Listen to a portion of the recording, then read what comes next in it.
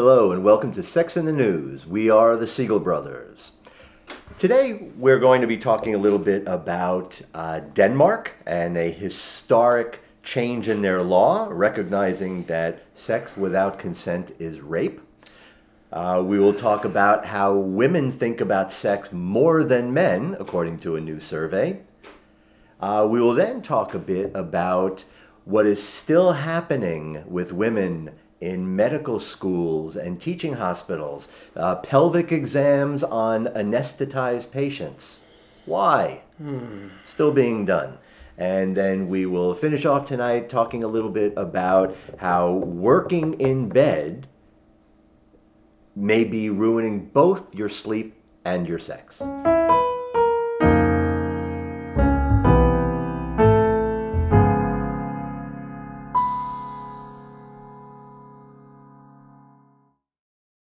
So the first story that we have is a European story, but I think it does have implications for women all over the world. This is one of these things that makes me want to pull my hair out. Why is this? I mean, I guess it's on its face good news. Yes. Right? A historic victory for women in Denmark as law changes. Now listen carefully. I want to read this headline again. Historic victory for women as law changes to recognize that sex without consent is rape. Right. Like this is what? Wait, did I miss a century? Or okay. So what this really is referring to, and what really the historic change is, and to be honest with you, to little context, we didn't make this change until fairly recently as well. Right? We made the same change in 2012. Thank you to the then FBI Director, Robert Mueller. What we're dealing with, and this is still pervasive around the world, is that rape is narrowly defined as forcible vaginal penetration or coercive. Forcible or coercive. Right? So that's a very narrow definition of rape. In fact, let me read you what our definition was changed in 2012 here, because that's what it was here. In 2012, they changed the definition to the penetration, no matter how slight, of the vagina or anus with any body part or object, or oral penetration by a sex organ of another person without the consent of the victim. Now, consent typically has been absent from a lot of rape laws. Again, force and coercion. So if a woman is unconscious, or if a woman just emotionally shuts down, or if she's asleep, right, that's not been considered rape. So now Denmark is joining a group of only 12 European countries to expand their rape laws to that. It's astounding to me. I agree. I really do. I was shocked when I read this. That in Denmark, one of the hippest and most progressive, liberal, and one of the happiest countries in the world. That, where was it? Happy, by the way, in terms of happiness scores. Yeah, like the happiest places to live. That rape in Denmark is hugely underreported, and even when women do go to the police, the chances of prosecution or conviction are very slim. Right. I can't believe that it's like that. And I went to Denmark to visit Dr. Dave. That's right. I can't believe that now in the 21st century, now there's 12 countries in the European Union, right, and the United States, and when did 2012? 2012. But that's like I was saying before. That's the same like we've been teaching for 30 years. Like massage therapist ethics, that's how sexual conduct is defined. Right. Whether arousal happened or not, whether intent, just right. And at least the expansion of the law. Right? Now, again, I like this quote, too, from Anna Bliss from Amnesty International, that this is a great day for women in Denmark as it consigns outdated and dangerous rape laws to the dustbin of history.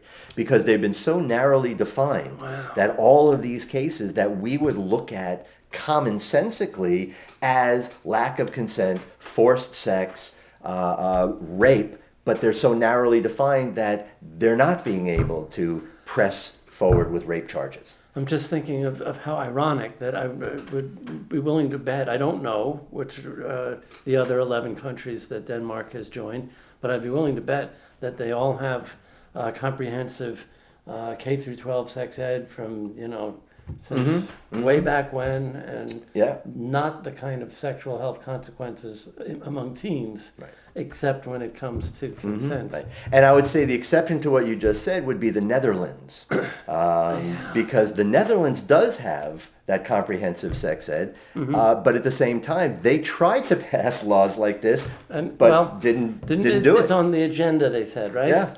On the agenda. Yeah. Okay. And several other countries have failed to expand that definition. So at least we're on the right track, but we're so far behind in getting this stuff done.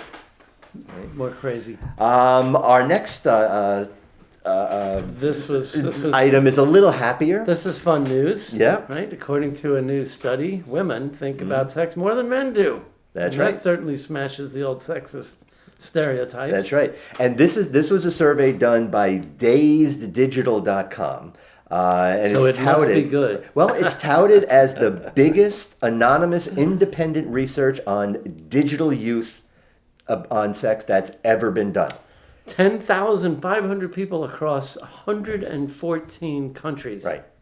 All right. So I mean that's pretty big. That's pretty expansive. That's a big N. As It is. research nerds say. Yes, indeed.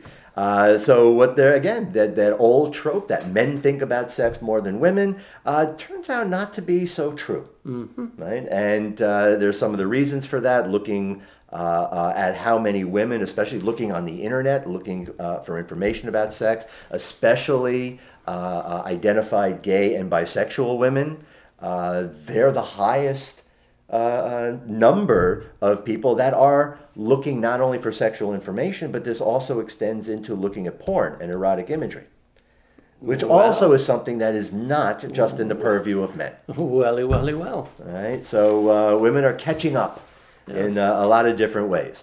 Now, there is, I would say, a downside to this, that it's great that so many women are using the internet. The fact that it's so accessible makes it easy to tap into as a source to find information. But at the same time, what is the information they're getting? And not just women, this is also for young males as well. We know young people in general are using the internet as their primary sexuality educator. Right. So what are some of the kind of pitfalls that we try to talk about? If that exists, and if we have now 2 going on 3 generations who've grown up online, and still nothing close to consistent and mature sexuality education, right? Then I throw in accurate. Then I was going to say it goes back to the Wild Wild West. Yeah. And so we have to raise kids who can be especially critical of what they see on the internet and know how to weed out good sexual health information, which there's plenty of on the internet. Right. But you have to find it. I remember Dan Savage telling a room full of sexuality educators, "You people need to quit your fucking jobs." Everybody was like, right? Because he was saying, sexuality educators tiptoeing around, I can't say condom, or I don't want to lose the job, when kids are just learning everything online. So the internet should not be our de facto sexuality educator. Right. Exactly. But it is interesting to see that women think about sex as much, or perhaps, according to this study, more than men. Exactly. And myth busting. I would also say this to any males, especially young men that are listening out there, but especially for all you women that are looking at porn, that are looking at all of this information about sex and sexuality. Use this as an opportunity to become more clitorate.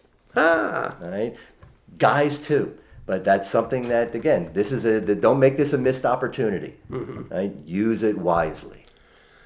Oh, this next piece of news is upsetting. Yes, on several levels, actually. I did not know this was a thing. Yeah. And was horrified to read about it. Yes. All right. Now, this also fits in with a previous topic on a show that we had, and a previous guest that we had talking about on Sex Talk with the Siegel Brothers. On Sex Talk with the Siegel Brothers, we had a conversation not that long ago on obstetric violence. And it was an eye-opener for us to hear the kinds of experiences that women have at the hands of doctors, especially obstetricians and gynecologists. It ain't pretty. And this definitely is something that we really need to get on top of here. Yeah. When women are under anesthesia. Well, apparently this is a thing. This Yes. is a thing that medical In students medical schools. routinely give pelvic exams to women under anesthesia, ostensibly for other procedures. Right. So they can learn how for practice. That's right. Like WTF. That's right. Without consent. And they say, oh, no, they signed all the consents they signed before the procedure, all these general consents. Right. Like what? There's Allow the key. them to General be... consents, which basically say if there's something you find you need to do while you're in there, you can do it. It doesn't Right. say if you're basically working on my gallbladder, Yeah, you can stick your fingers in my We're going vagina. to parade medical students into your room while Right. you're unconscious on the table and have them all practice giving you a pelvic exam. Oh my God, that's horrendous. It really is. And, there's a couple of things that, are certainly worth mentioning about this too. Number one, there are only 15 states in the United States that have passed laws preventing this. Right? Some teaching institutions have started to clamp down on that practice, but so many of them can justify it.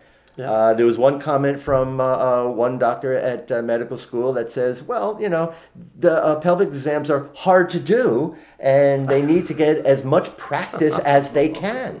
Right? Now, to teach pelvic exams... Use pigs! Right? But see, now here's the thing that really kind of grabs me the hardest, that really gets me more than anything with all of this.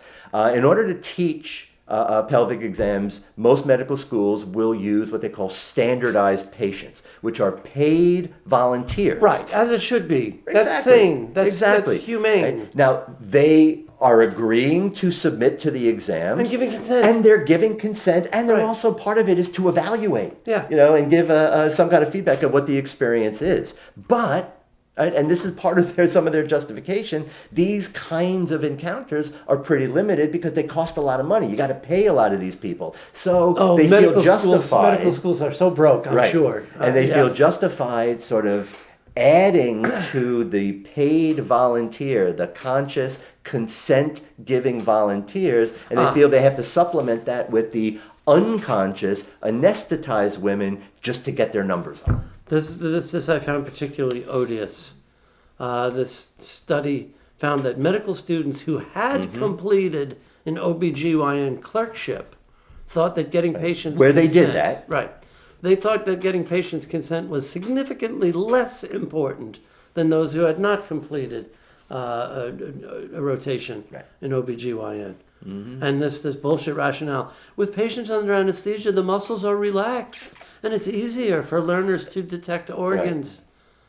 Right. So something that we talked about with thinking Amy about- when we talked about Yeah. obstetric violence, right? The position that doctors insist that women are in when they give birth, worst position for the woman to give birth in, but it's easy for the doctor. Because that's how they learn how to catch That's how they learn. babies. So here we're talking about because they're relaxed when they are anesthetized, so it's easier for the doctor. It's easier for the medical student. I'm thinking about my next colonoscopy. I'm going to have a note taped to my gown that says, keep your fucking medical students out of here and don't touch any part of me except the camera where it needs to Well, go. unfortunately, I don't think you have to worry because you're not a woman. And unfortunately, the field of medicine doesn't seem to treat women very well. Not that I would choose for the alternative and be awake during colonoscopies Oh, no. or endoscopies. Oh, no. Cheers to my alumna, Aga from Poland, who told me they do them there routinely with no anesthesia. Endoscopies and colonoscopies. Oh, no. God bless no, thank America. you. No, thank you. Now, if you're going to add cystoscopy, I'm going to make sure I am never going to Poland. Yeah. All right. So, finally, Our final story.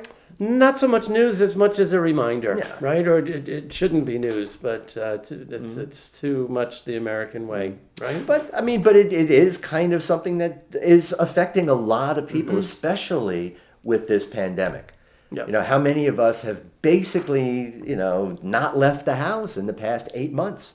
Right. Right? So many people are staying at home, they're working at home, they're schooling at home. Everything now is home-based. Which is, reality of life. Right. Like, that's what dining room tables and kitchen tables and living room Right. tables are for. Exactly. Not the bed. Right. If you make your bed your office, you're pretty much going to almost, I would say, guarantee that you will be disrupting your sleep patterns and disrupting your sexual relationship pattern as well. Yeah. Some of this stuff has to do with light. People are inside all the time. They don't go outside enough. So our entire circadian pattern is being thrown off.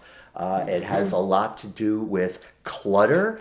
If any of you are like either of us, when you're working because there's things everywhere scattered all about. When that now comes into bed, it's going to have an impact. And it's the effect on headspace, Yes. right? If you associate bed with work and clutter, then it kills the sexy. Right. Well, and not only does it kill the sexy, but there's also a conditioned response where the stress and the anxiety of your work is now connected to your bed. Right. And what I would say to anybody who is working at home, I would say the same thing that I say to people with insomnia and who have trouble sleeping.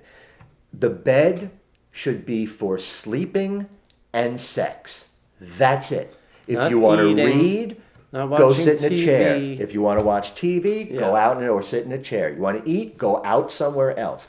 Keep the bed isolated for sleep and sex. I shudder to think what percentage of Americans fall asleep in front of the TV in bed. Mm-hmm. And I tell people all the time, get the TV out of the bedroom. Absolutely. And you know what? Not just the TV. These things too. How many people are on their phone or on their iPads? Blue light. That blue light, absolutely. It stimulates your brain. It arouses certain parts of your brain, and it will interrupt your sleep. Yeah. Right? So again, not so much news, but important advice for people who are kind of living under these conditions right now. The more you know. Yes, indeed.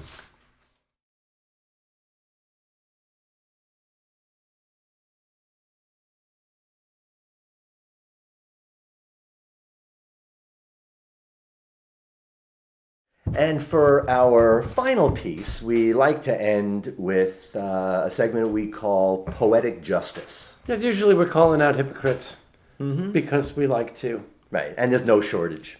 Yeah. Right. However, we're going to do a little bit different tonight. Although we are going to be sort of honoring some outgoing hypocrisy. Honoring our theme of poetic justice. Yes. Because they, get what they deserve. Mm-hmm. So what? It's like our target tonight is the whole outgoing administration? Yeah, pretty much. Pretty much. And we'll just kind of leave it at that because I don't even like saying his name. Yeah. Right? At least not out loud. Of the many happy moments in the last 24 or 36 hours, was really thrilled seeing that big stack of 17 or so executive orders that Papa Joe was signing on his first day on the job. Yep. Undoing a lot of this crap from the outgoing administration. Yeah. Like the ban on transgender folks in the military, undone. Yep. Right? Yep. Muslim ban, undone. Mm-hmm. Right? Work on the wall, undone. That's right. Keystone Pipeline, undone. Good. But the environment thanks you. Yes. And more importantly, for sexual and reproductive health. Right. Well, we've had, just as a little background. Rejoining the Paris Climate Accords. Oh, yes. Becoming a member of the World Health Organization again. Right? Yeah, some really good stuff. Sanity. Yes, exactly. Well, one of the things that Trump did, in fact, I think this was one of the first things he did when he came into office, was pretty much kind of double down on the Title X, what's often referred to as the Mexico City policy. Mm-hmm. Basically, this is a gag order that says that any country, any, I think, government or non-government organization who is working with women's health, reproductive health, They are not allowed to talk about contraception. They're not allowed to even mention abortion, much less recommend abortion. And any organization that has as any part of its work to try to make abortion legal in their country, anything to do with abortion, they will lose funding. Mm-hmm. And Trump doubled down on it. Now, this is something that was started by Reagan, right? And it's kind of gone back and forth depending on who the president was. But Trump reinstituted it and he expanded it, especially expanding that gag rule. And he did that in his first days. All right? Now, here's a little irony, and this is why I want them to be this poetic justice, and it's not just him, it's all of these people that support that. Here is a policy, our foreign policy, that says you are not allowed to talk about abortion and contraception. Right? Now, if you think about what's behind that, why do these people say that? Well, because we don't want an abortion. If you talk about abortion, if you allow women to have abortions, then that's something that we don't want to do. Well, guess what, assholes? Right? That gag order has done one thing other than harm women, and that is significantly increase the number of abortions women in those countries are having. Which often harms women because they're illegal. Right. Well, exactly. Mm-hmm. Exactly. So here is a law that I'm going to give them a benefit of doubt and say it's not what they intended. So basically by reducing access and availability of contraception, by not even allowing anybody to talk about abortion, guess what? More abortions, right? So, this is something that we've been saying for a long time. If you really have a problem with this, if abortion is something that you really want to see eliminated, then we need to work together. We're not on opposite sides of this. We have to work together. But you have to also understand that making abortion illegal will only increase the numbers. So there's a mindset change. Rather than trying to make it illegal, let's try to make it less necessary. Right. And we do that by expanding access and availability to contraception, and birth control. Education. That's how you eliminate the need for abortion. Right. So for all of you, and again, thank you, President Biden. This is another pen stroke that is going to reverse all of this. Right? Biden is preparing as we speak to reverse this policy prohibiting U.S. funding for NGOs to provide or refer patients for abortions. Right? Now, hopefully this is going to be one of several good bills that address sexual and reproductive health. I got a feeling the name Amy Coney Barrett is going to come up again soon in the next couple months. Well, my hope is that also in the next couple of months, the name Amy Coney Barrett and Brett Kavanaugh are going to basically be names that we will be hearing about in a 9-6 minority. Right? So we can look forward to that as well. There's a nice 2021 wish. Yes, indeed. Yeah. Yes. So that will do it for us. Sex in the News. We are the Siegel Brothers. Thank you for watching and tuning in, and we look forward to seeing you next week.